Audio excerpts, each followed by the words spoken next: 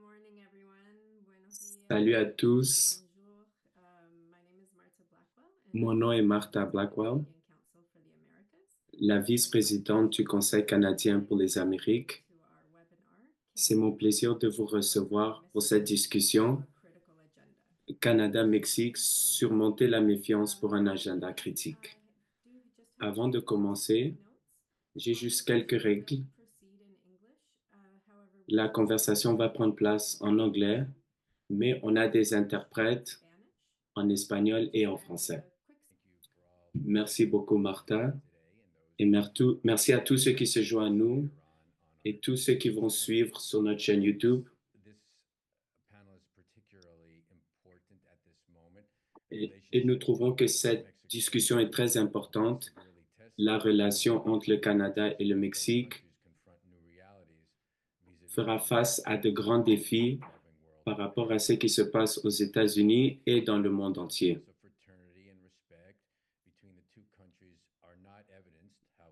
Alors, on ne peut pas voir clairement la fraternité et l'amitié entre le Canada et le Mexique en ce moment. Et la réalité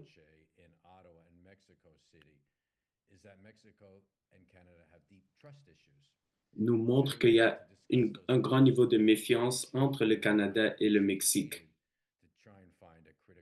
Alors aujourd'hui, on va parler de comment surmonter ces méfiances afin de pouvoir accomplir l'agenda critique entre les deux pays. Et on va commencer avec Graham Clark qui va nous parler de la perspective canadienne. Merci, Kenneth. Je veux parler des derniers 12 mois de la relation bilatérale qui manifeste réellement cette méfiance dont tu parles. Il y a 4 événements que j'aimerais présenter. Le premier événement, c'est la décision du Canada d'ajouter un visa partiel pour le Mexique. On sait qu'il y avait le début de la campagne électorale au Mexique et le Canada devait prendre une décision malgré toutes les informations qui avaient été données au Canada. Ils ont quand même décidé d'aller de l'avant avec le visa partiel. Et nous voyons que des deux côtés, il n'y avait pas une bonne communication. Le deuxième événement, c'est la réforme judiciaire que l'ancienne administration a emmenée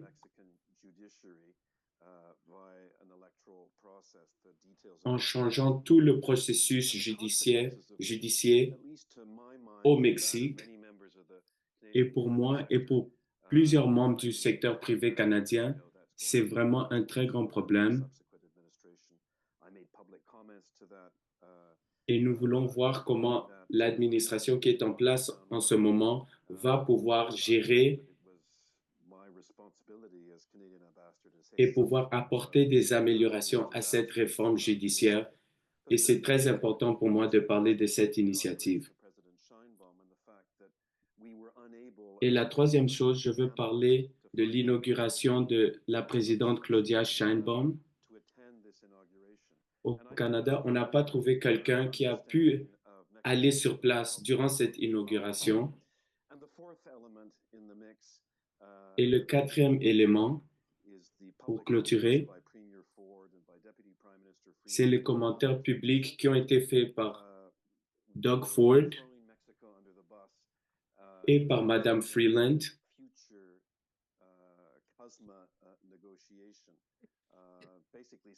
qui étaient des propos un peu désagréables par rapport aux ententes avec le Mexique, en disant qu'on devrait aller de l'avant avec les États-Unis et mettre de côté le Mexique.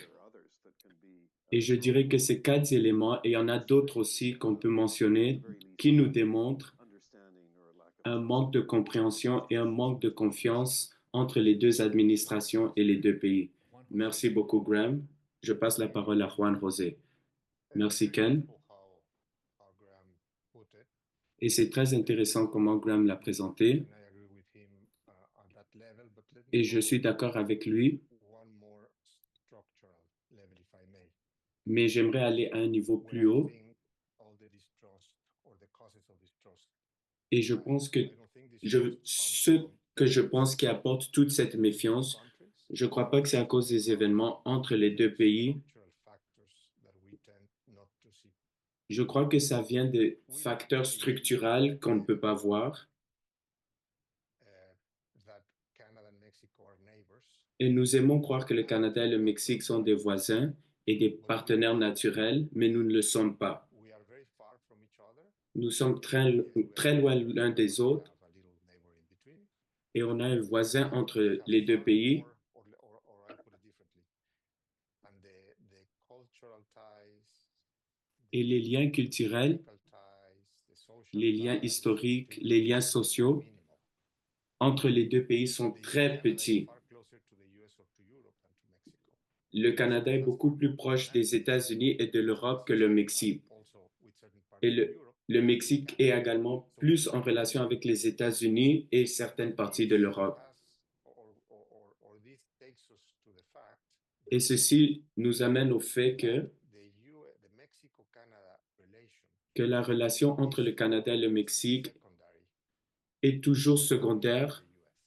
à la relation que nous Not avons only avec les secondary, États-Unis. Non seulement but secondaire, it's mais just en an plusieurs extension manières. of C'est the juste un relation we have accessoire with the US. de la relation que nous avons avec les États-Unis. I don't want to say, or I don't mean to say that it's not an important relation. It's a critical relation. Et je n'aimerais pas dire que c'est pas une relation importante, c'est une relation très critique et qui doit être stratégique, mais ce qu'il y a entre les deux, c'est beaucoup de forces naturelles qui, au lieu de nous amener ensemble, nous séparent.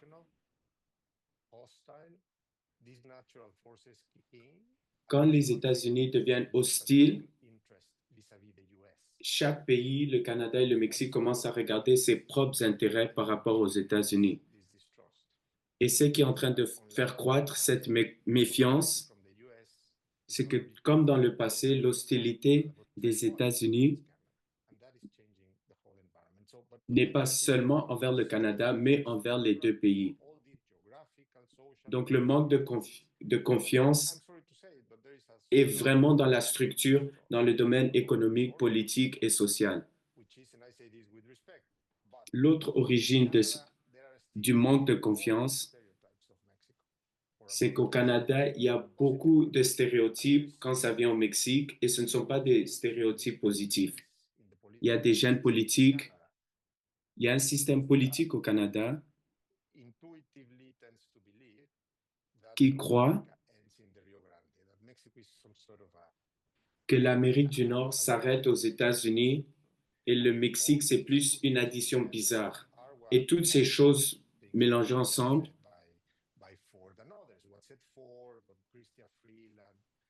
c'est ça qui ajoute ce manque de confiance entre les deux pays. Et comme nous voyons Christian Freeland le dire, ce sont des choses qui ont été dites pendant plusieurs années. Et je dirais que ce n'est pas à cause des événements spécifiques, mais c'est à cause de ces facteurs structurels. Et tous ces événements juste viennent amener tous ces problèmes à la surface. Merci Juan José. Arturo, tu es un grand observateur de tout ce qui se passe en Amérique du Nord, notamment ce dont nous parlons ici.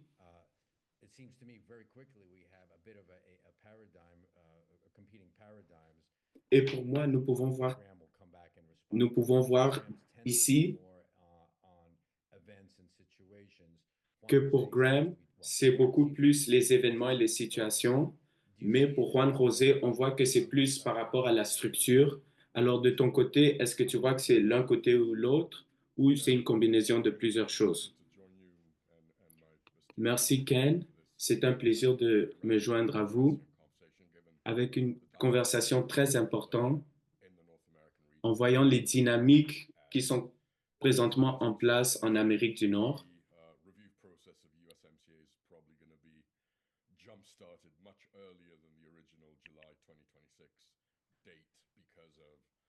Et comme nous pouvons le voir, à cause de la manière dont Trump voit les choses et ce qu'il est en train de faire en termes des tarifs,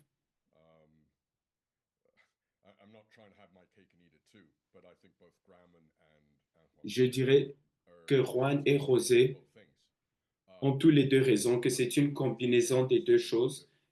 Il y a des raisons structurelles pourquoi cette relation a toujours été mise à l'épreuve, mais il y a aussi des événements spécifiques durant les derniers 20 à 30 ans qui ont accéléré les défis structurels dans notre relation.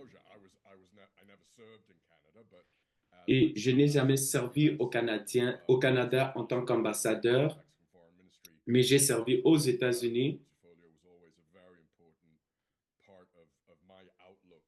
Mais pour moi, le portfolio de l'Amérique du Nord a toujours été important.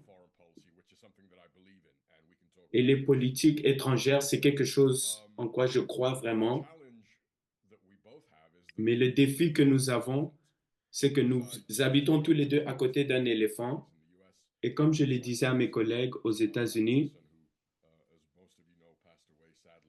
Mike Wilson, comme vous le savez, qui est mort il y a quelques années, et Gary Doer, qui est le prochain ambassadeur canadien, quand moi et Gary, on était sur la route aux États-Unis, en train de travailler vers la relation entre le Canada et le Mexique, je blaguais que nos deux pays sont séparés par un éléphant et je disais que c'est mieux d'être au-dessus de l'éléphant qu'en dessous de l'éléphant. Et ce que j'essaie de dire, c'est qu'à la fin de la journée, c'est la relation du Canada avec les États-Unis et la relation du Mexique avec les États-Unis qui sera toujours plus importante que l'agenda des trois nations mises ensemble. Et en voyant les liens que les deux pays ont avec les États-Unis, comme le Mexique, qui est le premier partenaire des États-Unis, et le Canada, qui est le deuxième partenaire des États-Unis,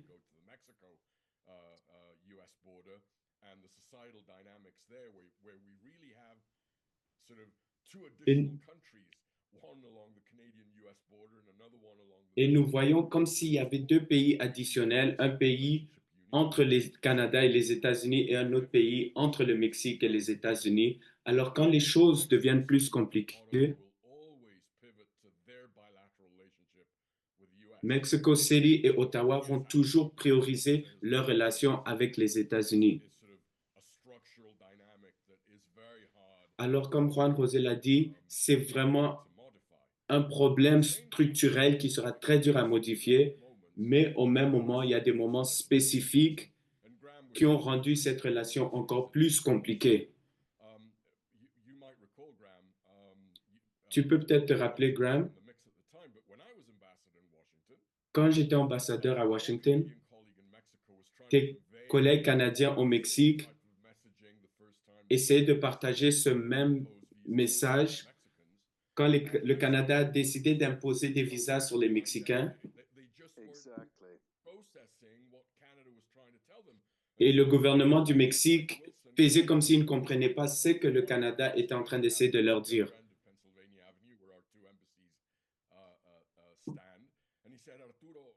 Et j'ai un ami qui me disait dans ce temps-là, Arturo, Ottawa m'a dit de te dire, est-ce que tu peux partager ce message avec Mexico City parce qu'ils ne comprennent pas ce qu'on essaye de leur dire. Et malgré le fait que j'ai communiqué ce message avec le gouvernement du Mexique, que voici ce qui arrive, le gouvernement n'a rien fait avant que ceci devienne plus grave pour voir la crise que nous voyons aujourd'hui. Et tu parlais aussi de mettre Mexique du côté. Et ça, je crois que c'est quelque chose de très intéressant. Ce n'est pas juste une question de perception. Il y a aussi des vraies raisons qui ont poussé à ceci. Les Mexicains, et je fais partie d'eux, nous croyons que quand les choses deviennent compliquées et quand nos relations avec les États-Unis entrent en jeu, le Canada est beaucoup plus pressé à mettre le Mexique du côté, plus que le Mexique serait prêt de mettre le Canada du côté.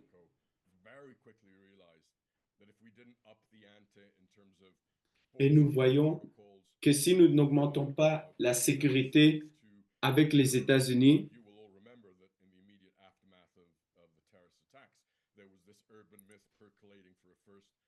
parce que tu peux voir qu'après les attaques terroristes, il y avait un message qui circulait aux États-Unis qu'il fallait améliorer la sécurité aux frontières avec le Canada. Donc, on a les deux, le Canada et le Mexique, on a différentes façons de voir la sécurité aux frontières avec les États-Unis.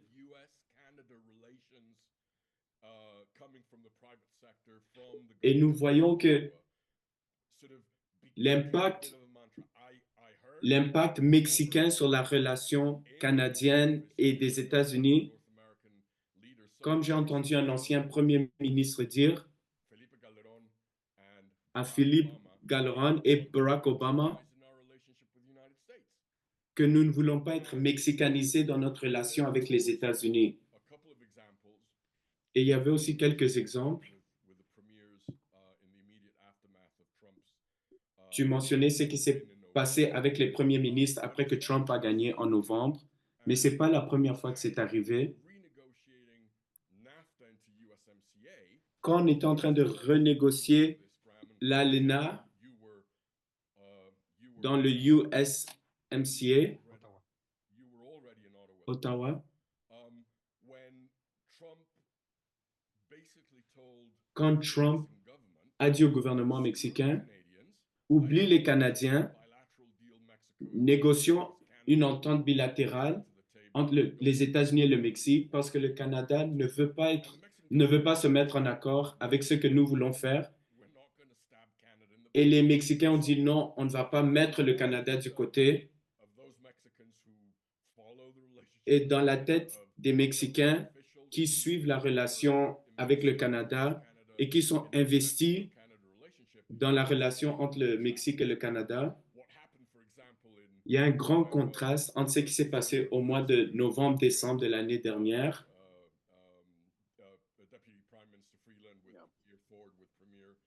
avec la députée Freeland et le ministre de l'Alberta qui a dit ce qu'il a dit.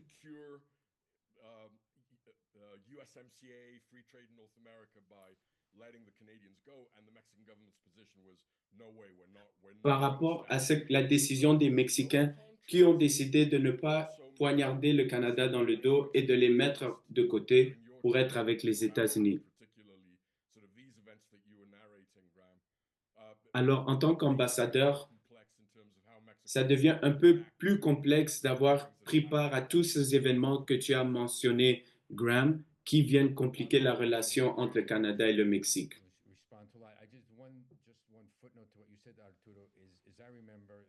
Et juste un point sur ce que tu as dit, Arturo, c'est que durant la dernière entente de l'ALENA, les États-Unis disaient, oh, le Mexique, les États-Unis disent qu'ils ont déjà fait une entente avec le Mexique et ils ont demandé au Canada si le Canada voulait rentrer. Et dans ce temps-là, les États-Unis essayaient de dire qu'on a déjà fait une entente avec le Mexique pour mettre la pression au Canada. Mais la position du Mexique, c'était qu'on n'allait pas signer cette entente. Et Trump a essayé d'inviter le ministre de l'Échange libre pour dire que non, nous allons signer l'entente. Mais le Mexique a dit que nous n'allons pas signer cette entente sans les Canadiens. Et est-ce que je peux répondre par rapport à l'enjeu des visas? Parce que je crois que c'est très important par rapport à la mésentente entre les deux pays. Et Arturo, tu étais dans la même position, en train d'essayer de convaincre ton administration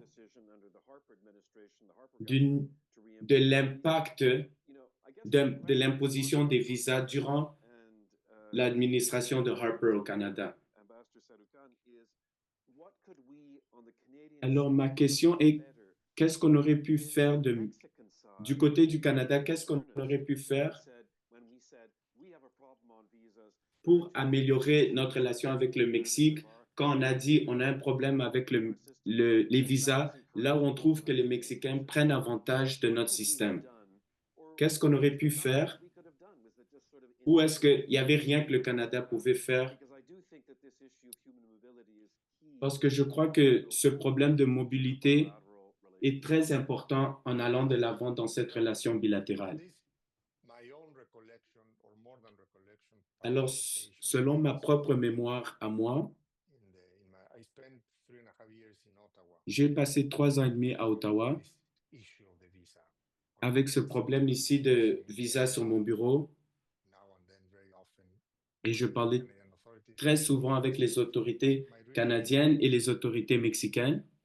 First, I frankly disagree Et that the je ne suis pas Mexican d'accord authorities que didn't care que les autorités that mexicaines n'avaient we pas didn't compris act upon it. ou ne voulaient pas agir sur cela. Very Je crois clearly. qu'on a compris clairement.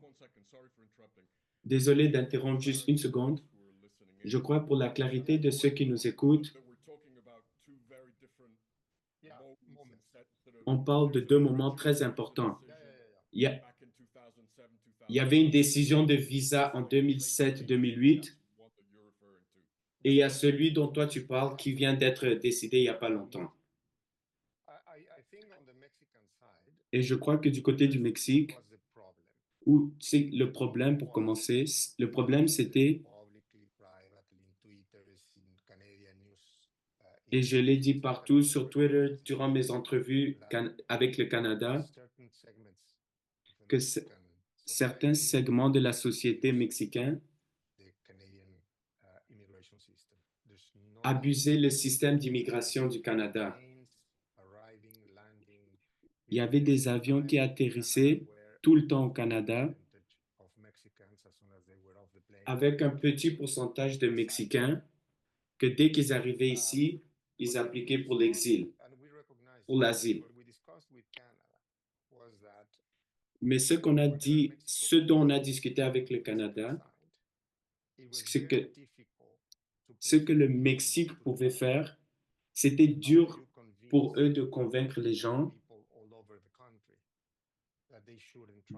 de ne pas essayer d'aller au Canada. Comment tu peux convaincre tous les habitants de ne pas essayer d'aller? First, let's work on all the instruments, all the tools Alors, on a dit premièrement, essayons de travailler sur tous les outils qui sont à la disposition de ces gens qui abusent du système. Le premier outil,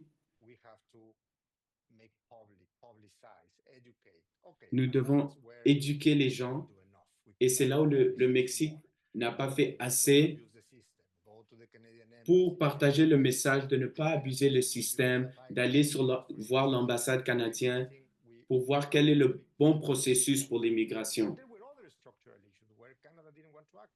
Mais il y avait aussi d'autres problèmes structurels là où le Canada ne voulait pas agir par des intermédiaires, les avocats, des agents au Mexique.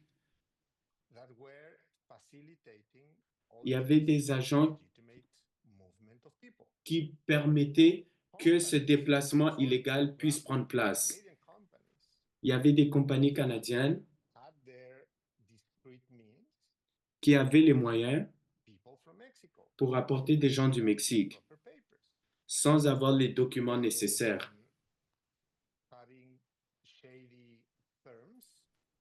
Et des firmes comme des avocats d'immigration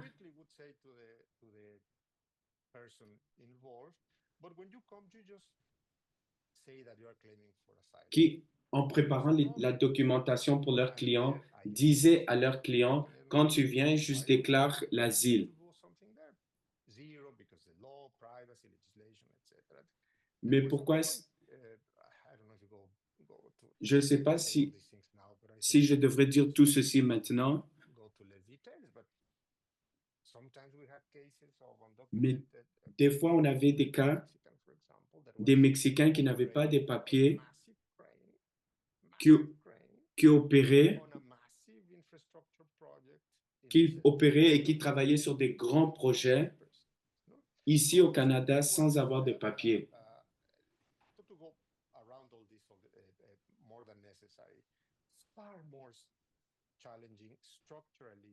Donc, il y avait beaucoup plus de défis structurels du côté du Mexique, mais également du côté du Canada.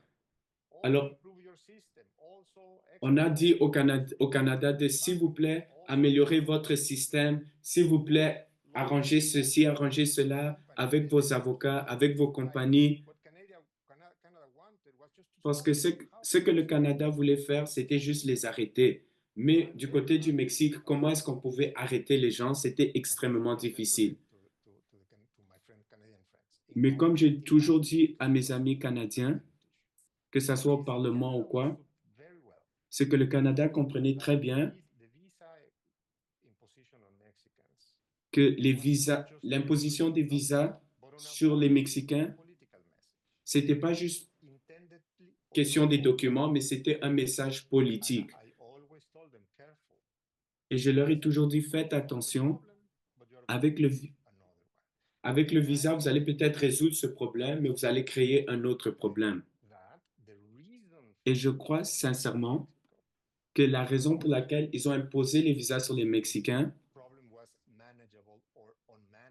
ce n'était pas juste parce que c'était un problème difficile, mais je crois que c'était aussi une décision politique. Et je sais que c'est comme ça que la réalité marche, mais ce n'était pas juste question que oh, le Mexique était sourd, il n'entendait pas, donc le Canada n'avait pas de choix que de faire cela. Mais j'aimerais te poser une question. Quand tu dis que c'était une décision politique, je crois que ce que tu es en train de dire, c'est qu'il y a un message que le gouvernement canadien voulait envoyer à un très haut niveau et ils utilisaient les visas pour communiquer ce message. Ce que je dis, c'est que tu dois savoir que si tu fais ceci, au Mexique, on ne va pas voir cela comme un outil pour arranger le problème d'immigration. Mais du côté du Mexique, on va comprendre cela comme un message politique. Parce que ça peut être des documents ou les visas, mais c'est également un message politique. Alors, je vais finir. Alors, pour toucher sur ce que Arturo disait, nous avons différentes façons de lire la situation, mais je suis quand même d'accord avec les deux, Graham et Arturo, dans différents aspects. Et je suis d'accord que tous ces moments ont compliqué les choses davantage. Moi, je dis que c'est un problème structurel, mais eux, ils disent que c'est par rapport aux événements, mais je suis d'accord que les deux marchent ensemble.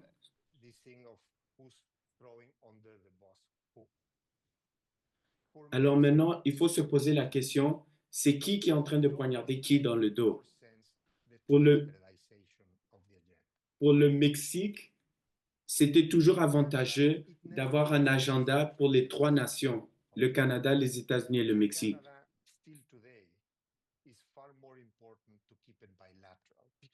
Mais pour le Canada, c'est beaucoup plus important de garder cette relation bilatérale.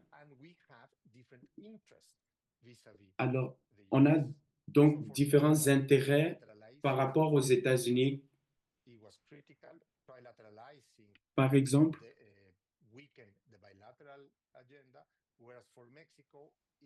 pour le Canada, c'était avantageux d'affaiblir la relation bilatérale, mais pour le Mexique, c'était plus avantageux d'avoir une relation trilatérale. Pour le Mexique, de manière stratégique, depuis l'ALENA et même avant cela, c'était toujours avantageux d'avoir une relation trilatérale et de garder le Canada. Mais aujourd'hui, personne parle de l'agenda de l'Amérique du Nord. Alors, la relation nord-américaine est en hibernation.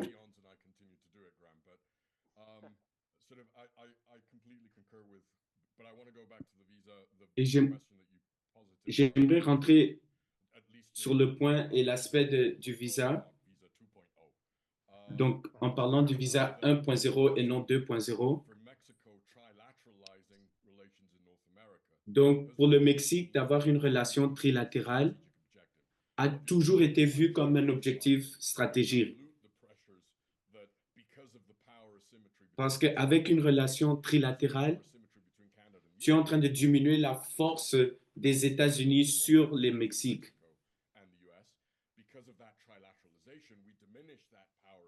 Et à cause de cette relation trilatérale, nous sommes en train de diminuer le pouvoir, que ce soit sur le point des échanges commerciaux, sur le point de la sécurité, des politiques. Alors cela a toujours été avantageux pour Mexico City. Maintenant, pour rentrer sur l'aspect du visa 1.0, c'était une combinaison de plusieurs choses, Graham. C'est que vous, au Mexique, vous avez choisi le mauvais messager. Vous n'êtes pas allé vers le ministère étranger.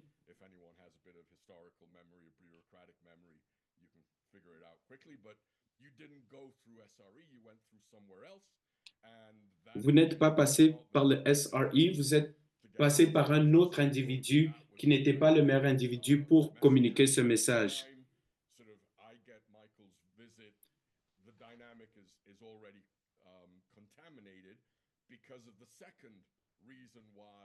Et donc, la relation à ce temps-là était déjà contaminée parce que comme dans la plupart des choses dans la vie,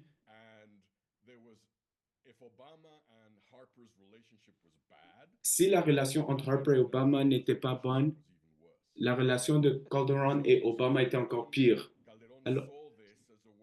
Alors Calderon a vu cela d'une manière d'avoir des points politiques avec Harper.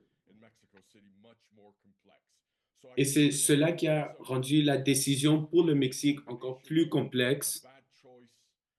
Donc, je crois que imposer un visa, c'était une mauvaise décision du côté du Canada. Et numéro un, le Mexique n'a pas choisi un bon messager et il y avait pas une bonne relation entre les deux leaders à ce temps-là. Alors, juste pour ajouter, sur le visa 2.0, le Premier ministre voulait parler de ce problème avec le président López Obrador, mais il a refusé de prendre l'appel du Premier ministre en sachant ce dont il voulait parler. Il ne voulait pas avoir une discussion sur cela. Et pour moi, ça, c'est problématique. Le fait que le président mexicain ne veut pas parler au Premier ministre du Canada, peu importe c'est quoi les enjeux de la situation, et pour moi, ce n'est pas acceptable pour deux parties du pays de ne pas parler de ces choses parce que l'une des parties ne veut pas parler à l'autre. Et je suis absolument d'accord avec toi. Le fait que le président mexicain n'a jamais voyagé au Canada pendant 6 ans, oui, je suis d'accord que ça démontre le problème dont nous parlons ici. J'aimerais poser une question. Le fait qu'il n'a pas pris l'appel, pourquoi est-ce que tu penses que c'était le cas?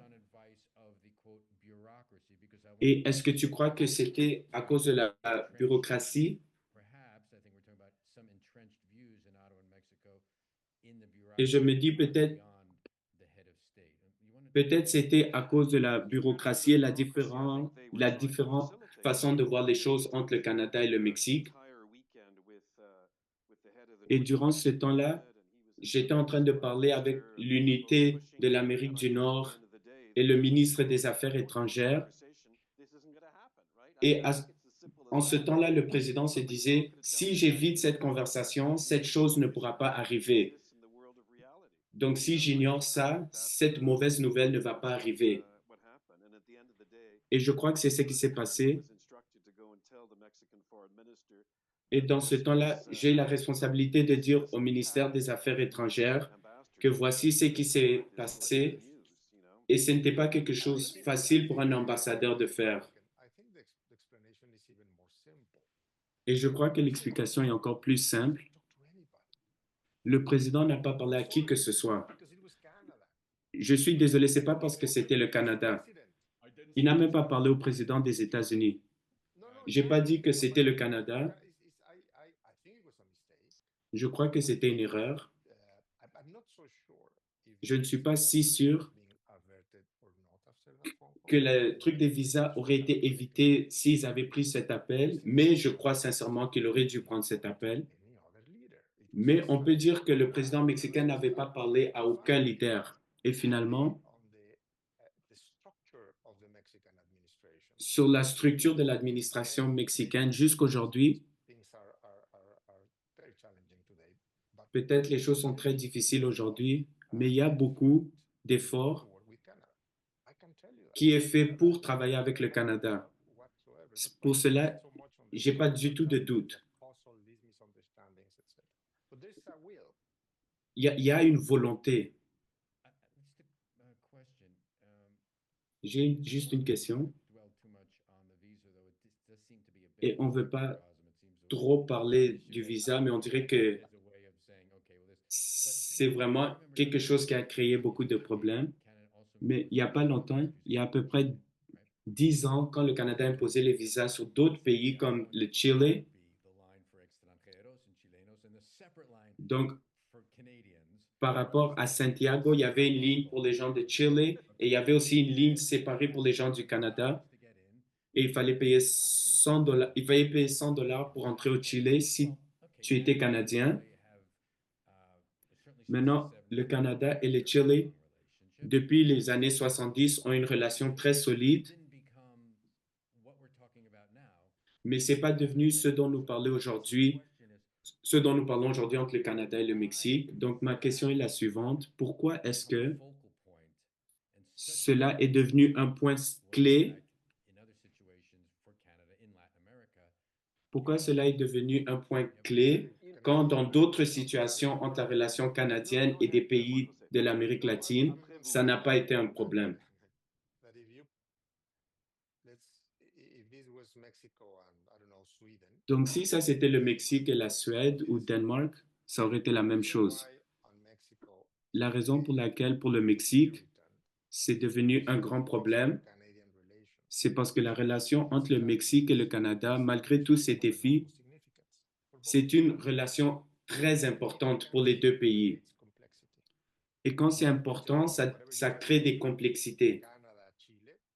Donc, quand tu me parles de la relation Canada-Chili, je suis sûr que les choses ont mieux marché. Mais je prends l'exemple de Mexique et Suède, c'est la même chose.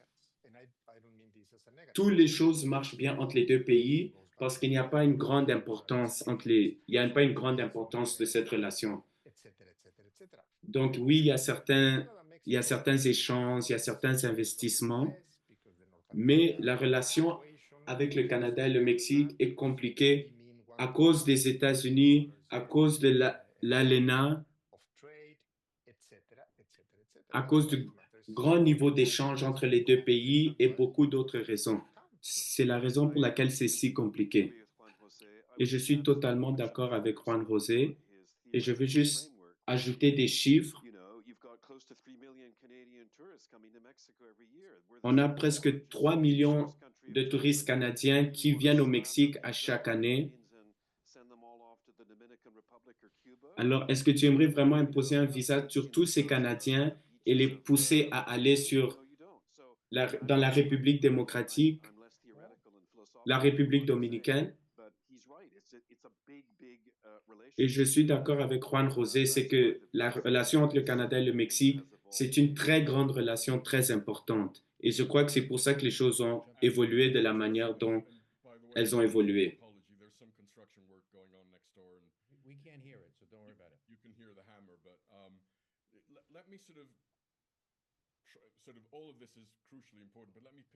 Et je sais que tout ceci est important, mais je veux sauter une fois de plus sur le problème de visa.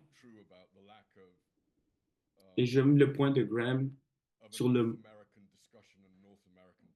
sur le manque de discussion et de relations nord-américaines. Nous avons une grande opportunité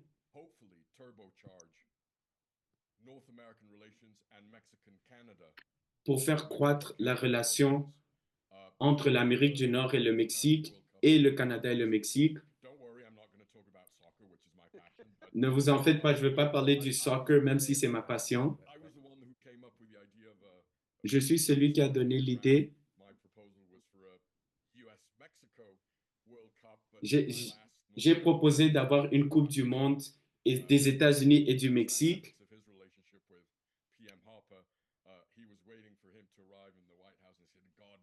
mais, mais à cause de la relation compliquée entre Obama et le président du Mexique dans ce temps-là, j'ai parlé avec le Mexique et les États-Unis d'avoir une Coupe du Monde des États-Unis et du Mexique, mais eux, ils ont suggéré d'avoir une Coupe du Monde nord-américaine et c'est ce que nous voyons aujourd'hui. On a une entrée globale avec les États-Unis et nous avons des sorties avec les États-Unis, mais on n'a pas un programme de confiance entre les Américains du Nord. Alors, on a besoin de quelque chose pour transformer nos relations bilatérales quand ça vient au voyage. Nous avons besoin d'améliorer cette relation-là afin que ça soit une relation nord-américaine.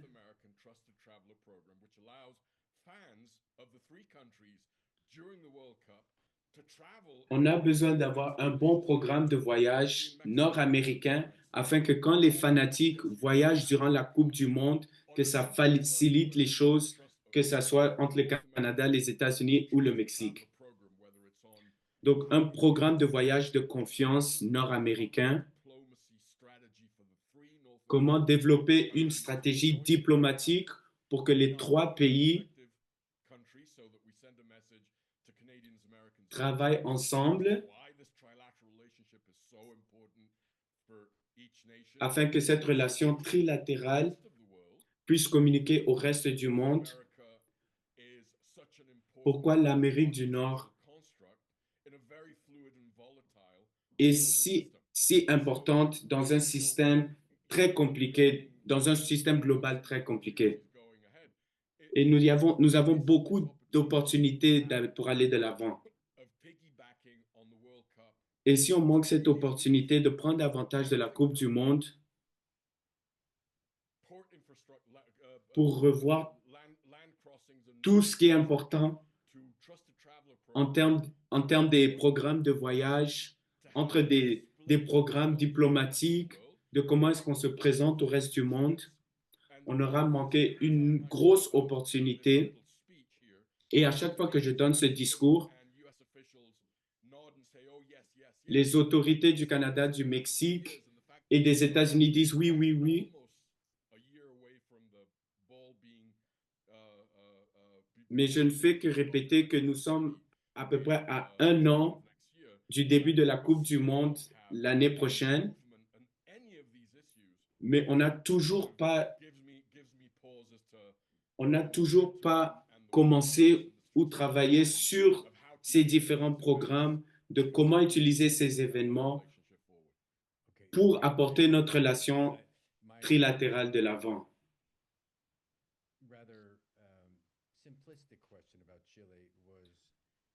Alors, ma question un peu simple sur le Chili, c'était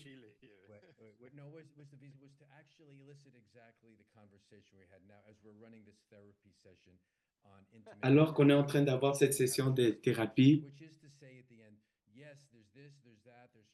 oui, le but, c'est de dire oui, il y a ceci, il y a cela, il y a des problèmes, mais nous avons une relation intime et c'est important que cette relation aille de l'avant. Alors, merci à vous tous. On est arrivé à cette partie de la session très rapidement. Et très rapidement, parce que je ne veux pas que les gens pensent qu'on parle seulement du soccer.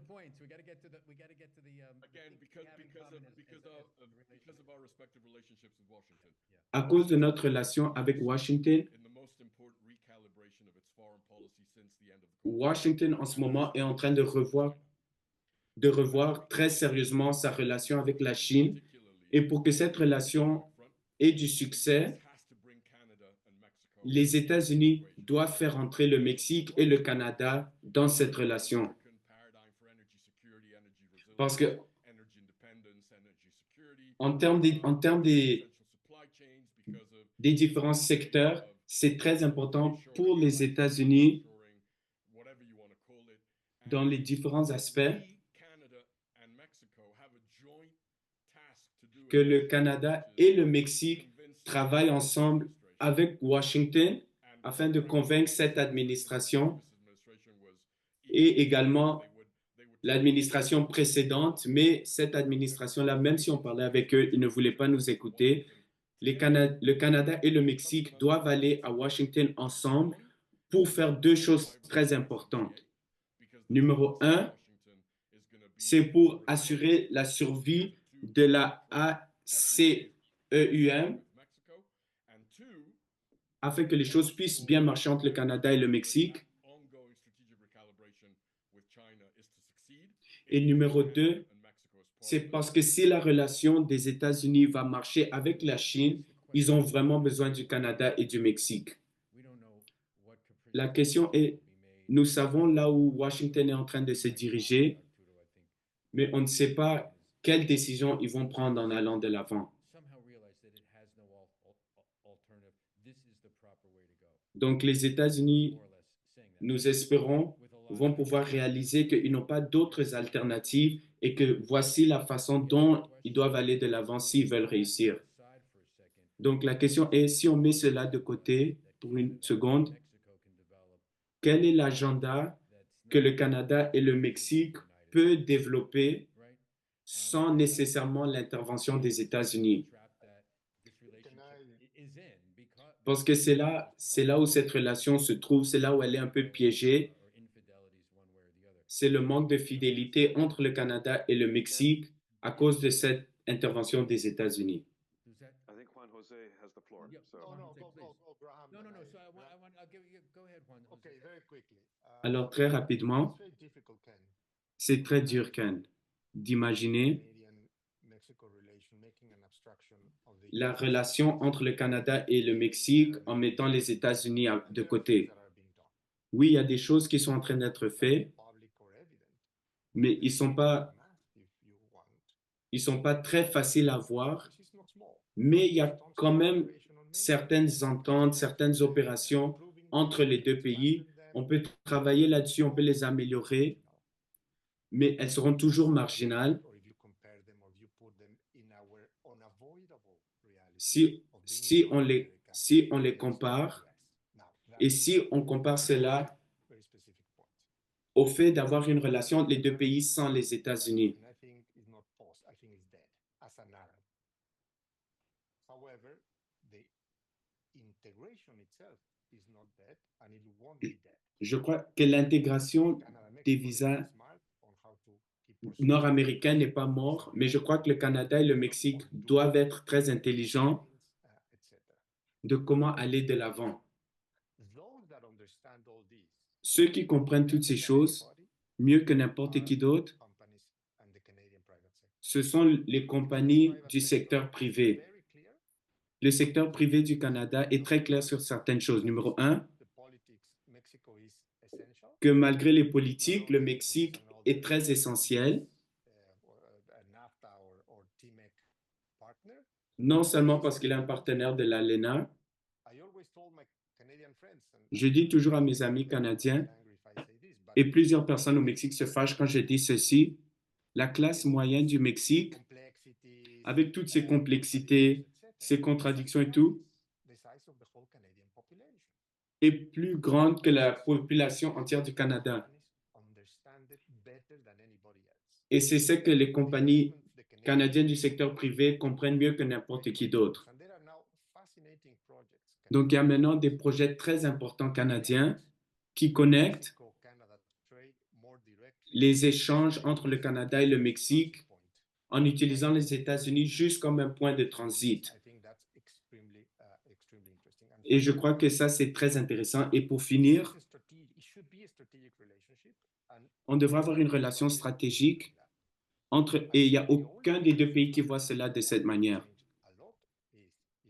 Et je crois que la seule chose qui peut changer les choses, c'est si la présidente du Mexique et le premier ministre du Canada parlent et prennent une décision.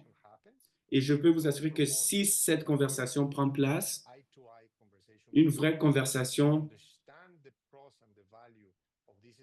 là où ils parlent et comprennent l'importance de cette relation stratégique, je suis sûr que les deux pays vont multiplier leur travail, leur coopération et finalement leur confiance. Mais je ne vois pas cela venir de quelque part d'autre. Ça doit venir de là. Et je suis totalement d'accord avec Juan José. C'est l'engagement en haut qui va pouvoir changer ou réconcilier la relation entre les deux pays. Alors j'espère qu'il pense à ça, Juan José, des deux côtés, du côté du Canada et du Mexique. Et je suis d'accord qu'il n'y a pas d'agenda de l'Amérique du Nord.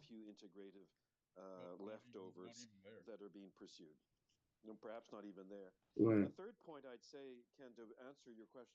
Alors, pour répondre à ta question, Ken, une des choses bilatérales que nous pouvons faire sans les États-Unis, je crois que sur le point de vue de la mobilité humaine, essayons d'avoir une autre conversation sur les visas, une relation sérieuse. Si les deux leaders disent qu'on doit parler de ce problème, de ces enjeux, pourquoi pas? Comment est-ce qu'on peut améliorer, comment on peut donner des instructions à la bureaucratie afin de pouvoir faire avancer certains programmes, pour améliorer certains secteurs, pour créer certaines opportunités, les échanges des étudiants, comment est-ce qu'on peut envoyer des étudiants mexicains au Canada et des étudiants canadiens au Mexique. On a besoin des mesures pour bâtir la confiance entre les deux pays et il n'y a pas de meilleure façon de le faire qu'avec la jeunesse. Et il y a un autre problème ici, et j'ai toujours dit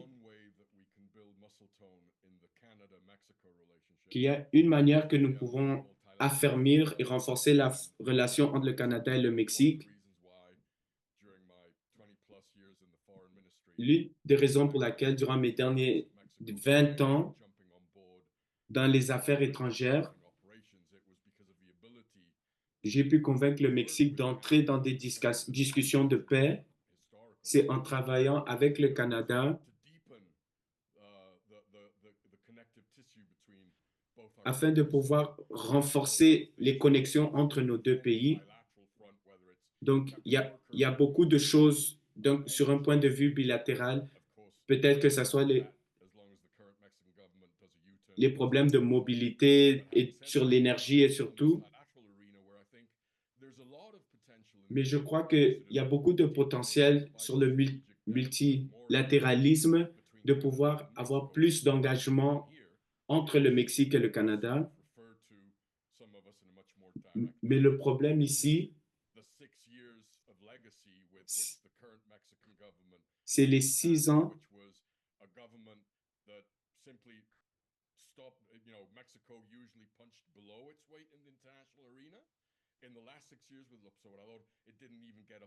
c'est là où nous voyons que durant les derniers 6 ans, avec l'administration précédente, rien n'a été fait du côté du point de vue du Mexique, mais d'un point de vue du multilatéralisme, en voyant plus grand, on va pouvoir améliorer notre relation bilatérale.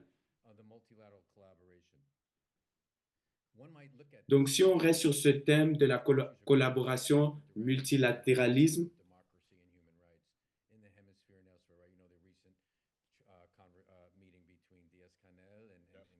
et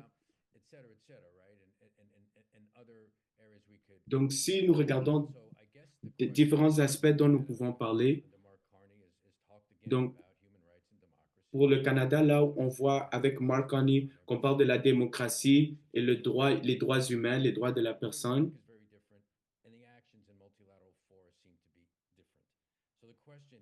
Donc la question est, est-ce qu'il y a vraiment une base pour qu'il y ait une collaboration sur ces enjeux entre le Mexique et le Canada? Pour la démocratie et les droits humains, non, il n'y a pas de possibilité. Ce gouvernement ici va continuer à jouer avec le Cuba en particulier. Ils vont continuer à jouer avec le Venezuela parce qu'ils ont donné beaucoup d'argent au Mexique durant la campagne de 2006. Donc, il n'y aura pas une entente quand ça vient à la démocratie et aux droits de la personne, aux droits humains. Mais il y a différents aspects comme le G20, les Nations Unies, là où il peut y avoir plus d'opportunités pour qu'il y ait une conversation, là où sur un point de vue de multilatéralisme, les deux pays peuvent se mettre en accord. Et je suis d'accord avec Arturo, et je crois que beaucoup d'autorités canadiennes aimeraient poursuivre un agenda avec le Mexique, mais je suis d'accord avec Arturo que c'est trop compliqué, ça implique trop de choses et on doit chercher ailleurs pour des politiques étrangères afin que la relation entre le Mexique et le Canada puisse marcher.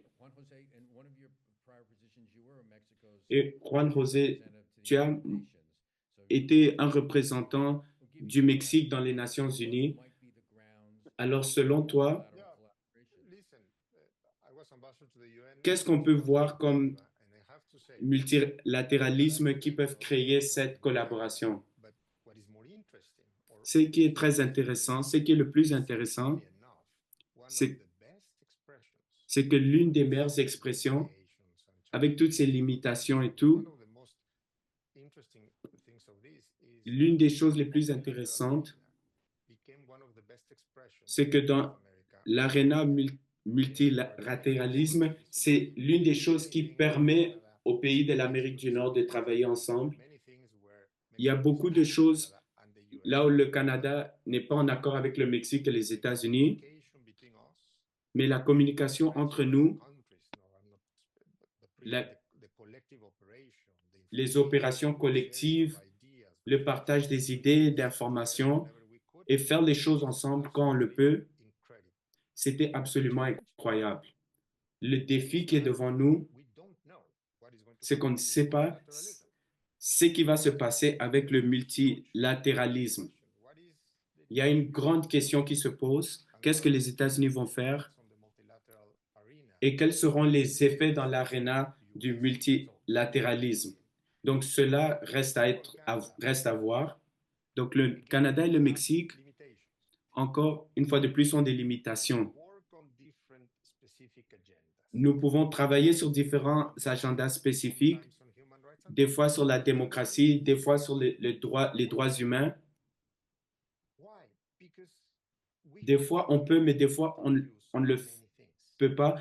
Pourquoi? Parce qu'on a différentes façons de voir plusieurs choses. Et ça n'a rien à voir avec un manque de confiance. C'est à cause de notre histoire. C'est la façon dont nous voyons le monde et la façon dont nous voyons notre place ici sur la planète. Et sur ce point de vue-là, le Canada et le Mexique sont très différents parce que nos expériences historiques sont complètement différentes. Ceci dit, on a travaillé sur la réforme de sécurité, sur l'immigration, sur les technologies. Maintenant, on travaille sur la paix et sur toutes ces choses ici, on a travaillé ensemble et je crois qu'on peut continuer de travailler ensemble. La question pour le futur sera, en travaillant ensemble sur les différents agendas, est-ce que cela peut réellement faire une différence dans notre relation bilatérale? Ça, je ne sais pas. Et je ne suis pas extrêmement optimiste de comment la scène du multilatéralisme va changer et quel rôle est-ce qu'on va devoir avoir.